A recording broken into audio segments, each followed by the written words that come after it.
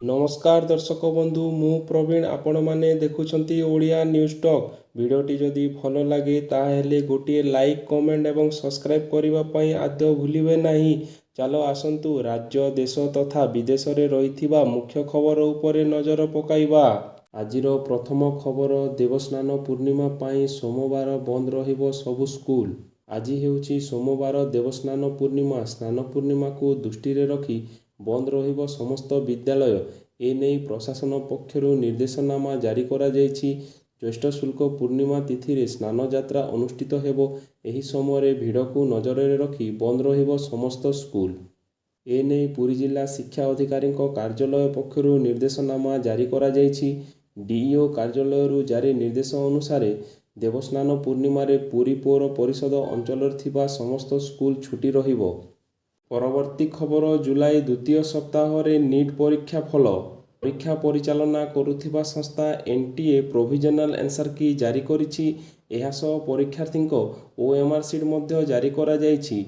जदि आंसर की रे कोनोसी त्रुटि थाए तेबे एहा विरोध रे अपील करबाकू मध्य एनटीए सुजोग देछि। जेतेबेले उत्तर संसदीय अभियोग दाखल समय शेष हेबो सेतेबेले फाइनल आंसर की एवं स्कोर कार्ड प्रकाशित हेबो। परवर्ती खबर पिला पढ़िबे निमुडा निमुडा इंग्राजी बही रे राजदोली गीत। अष्टम और पंचम श्रेणी बही रे भूल पाठ को नहीं छात्र छात्री असंतुष्ट प्रकाश करिसंती। अष्टम श्रेणी रे आर्ट एजुकेशन कृति नामक बही रे हिंदी गीत निमुडा निमुडा गीत को स्थान दिया जायछि, जहाको नहीं छात्र छात्री असंतोष व्यक्त करिसंती। सेहीपरि पंचम श्रेणी इंग्राजी बही रे ओडिया राजदोली गीत दिया जायछि। राजदोली गीत बदल रे इंग्राजी रे गीत देथिले भल होई थांता बोली छात्र छात्री कहिसंती। परवर्ती खबर आज हेबो देवस्नान पूर्णिमा। गजानन बेशरे दर्शन देवे चतुर्था मूर्ति। स्नान मंडप रे दिव्य स्नान करी गजानन बेशरे दर्शन देवे महाप्रभु। एथिपाई गतकाली ठारू आरंभ होई अछि प्रस्तुति। श्रीमंदिर रे दैतापति प्रवेश नीति होई जाइछि। आज महाप्रभुंकर श्रीअंग रे लगाइबे सेनापटा।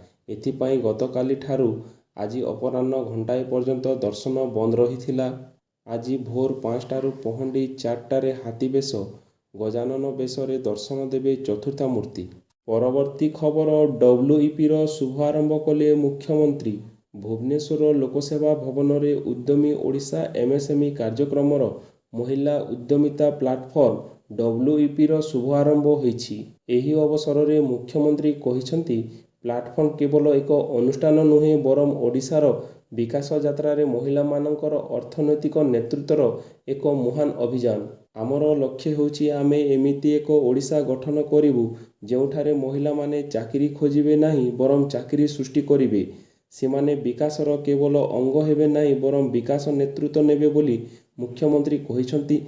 राज्य रे महिला परिचालित उद्यम संख्या पूर्वरु 25% थिबा बेले एबे एहार परिमाण वृद्धि देखिबाकू मिलिछि। एहा एबे 35% रे पहुंचिछि।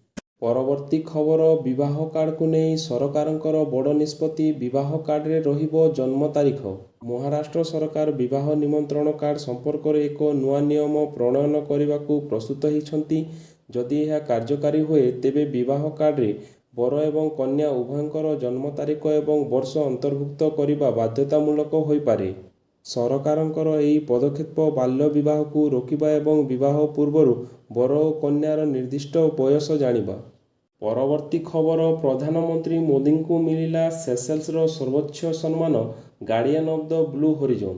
प्रधानमंत्री नरेंद्र मोदी को परिवेश सुरक्षा और दीर्घस्थायी विकास रे तांकर वैशिष्ट नेतृत्व लगी सेशेल्सर सर्वोच्च सम्मान guardian of the blue horizon रे संबोधित करा जायछि। प्रधानमंत्री 3 दिवसीय राजकीय सेशेल्स गस्त रे रविवार विक्टोरिया पहुंचिबा परे प्रथमे गार्ड ऑफ ऑनर और परे देशर। परवर्ती खबर पुणी कमिला सुना और रूपा दाम। आज 17,000 टंका सस्ता हेला सुना।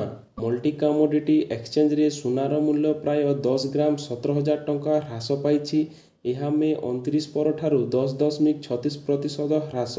सेहीपरि रूपा मूल्य रे मध्य तीव्र ह्रास घटिछि। जून मासरे रूपा मूल्य 51,000 ह्रास पाइछि, जहा 18.56% ह्रास पाइछि। परवर्ती खबर आसंता 24 घंटे प्रबल वर्षा नहीं 16 जिला को वार्निंग जारी। राज्य में दक्षिण पश्चिम मौसुमी बायु सक्रिय थिबा बेले आहुरी 7 दिन राज्य में वर्षा जारी रहिबो। 3 ତାରିଖ ଯାଏଁ ପ୍ରବଳ ବର୍ଷା ସମ୍ଭାବନା ଥିବା ସୂଚନା ଦେଇଛି ଆଞ୍ଚଳିକ ପାଣିପାଗ କେନ୍ଦ୍ର। ତେବେ ବର୍ଷା ସତ୍ତ୍ୱେ ଉପକୂଳରେ ଲାଗି ରହିବ ଗୁଳୁଗୁଳି। ଆହୁରି 24 ଘଣ୍ଟା ଏଭଳି ସ୍ଥିତି ଜାରି ରହିବା ନେଇ ସୂଚନା ଦିଆଯାଇଛି। ସେପଟେ ଆସନ୍ତା 24 ଘଣ୍ଟା ଲାଗି 16 ଜିଲ୍ଲାକୁ ଜାରି ହୋଇଛି ଅରେଞ୍ଜ ୱାର୍ଣ୍ଣିଂ। ରାୟଗଡ଼ା, କୋରାପୁଟ ଓ କନ୍ଧମାଳ ଏହି 3ଟି ଜିଲ୍ଲାରେ ପ୍ରବଳ ବର୍ଷା ସହ ରାୟଗଡ଼ା, କଳାହାଣ୍ଡି, ଗଞ୍ଜାମ, ଗଜପତି, କନ୍ଧମାଳ, ମାଲକାନଗିରି, ନବରଙ୍ଗପୁର, ବାଲେଶ୍ୱର, କଟକ, ଯାଜପୁର, ଜଗତସିଂହପୁର, ଭଦ୍ରକ, ମୟୂରଭଞ୍ଜ, କେନ୍ଦୁଝର ଜିଲ୍ଲାରେ ଘଡ଼ଘଡ଼ି ସହ 50ରୁ 60 କିଲୋମିଟର ବେଗରେ ପବନ ବହିବ। ଅବଶିଷ୍ଟ 14 ଜିଲ୍ଲାରେ ବିଜୁଳି ଘଡ଼ଘଡ଼ି ସହ ବର୍ଷା 40ରୁ 50 କିଲୋମିଟର ବେଗରେ ପବନ ବହିବ ବୋଲି ଆଶଙ୍କା କରାଯାଉଛି। ଆଶା କରୁଅଛି ଆଜିର ଗୁରୁତ୍ୱପୂର୍ଣ୍ଣ ଖବର ଆପଣମାନଙ୍କୁ ନିଶ୍ଚୟ ଭଲ ଲାଗିଥିବ। ଯଦି ଭଲ ଲାଗିଥାଏ ତାହେଲେ ଗୋଟିଏ ଲାଇକ୍, କମେଣ୍ଟ ଏବଂ ସବସ୍କ୍ରାଇବ୍ କରିବା ପାଇଁ ଆଦୌ ଭୁଲିବେ ନାହିଁ। ଧନ୍ୟବାଦ।